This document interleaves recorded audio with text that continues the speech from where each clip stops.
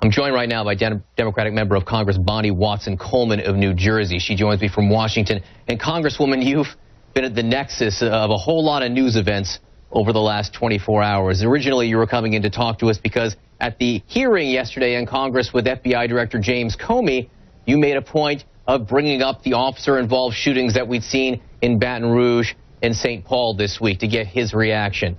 Then this happened overnight with 5 Dallas area police officers killed in the line of duty protecting protesters who were protesting those officer-involved shootings. I first just want to get your reaction when you woke up this morning, like so many people across the country right now, waking up to learn that this is the worst attack on law enforcement in this country since September 11th.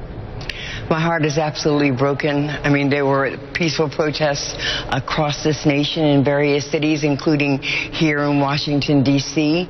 The police here were just absolutely fabulous and supportive and protective, as they were apparently in Dallas. My heart breaks for those who have lost their lives and for those who have been injured, including one of the protesters. I pray for the souls of those who died, and I pray for the families of those who've had these injuries. This is tragic. It is horrific. It is heartbreaking. I watched it until I could no longer watch it last night, and it just is so sad. It's hard to watch. It's hard to talk about those officers doing their jobs on the streets during the protests while they were peaceful, and then they're doing their jobs so well, so heroically after the fact, trying to apprehend the perpetrators, the murderers, the killers. And again, the news this morning, one of the suspects is dead. A few others in custody. We're learning more about them right now. Representative, we are hearing from some people connected to law enforcement this morning who say that they feel targeted.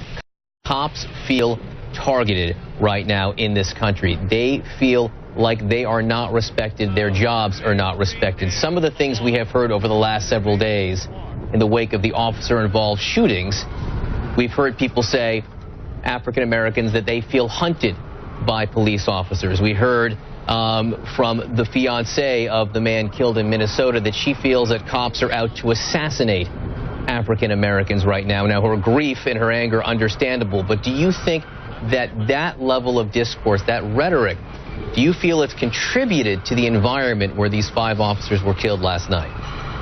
Well, first of all, let me say that I don't think that there is a wholesale disparagement of law enforcement. I think on the most part, law enforcement does what it's supposed to do.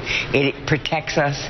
It keeps our communities protected. And we respect the jobs that they do, which are very dangerous. And we want them to be able to go home at the end of the evening to their families, just like we want every other individual in this country who is peaceful to be able to go home to his or her family. I think that we're at a very heightened time right now.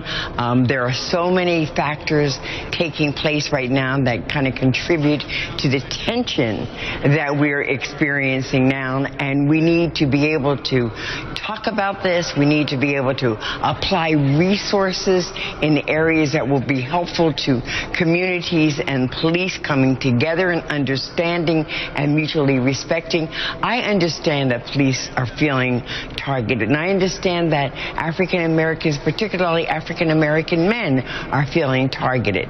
Neither should be targeted. The one element here that I think is very consistent with the majority of the sort of killings that are taking place is that we need to address the whole gun issue.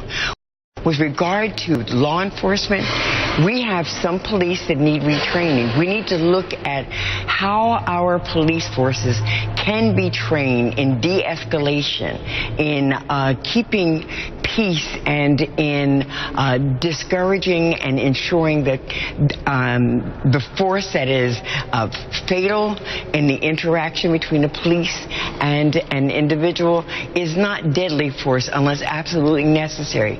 But on the other hand, we in this country need to have a conversation about the danger associated with guns in the hands of wrong people.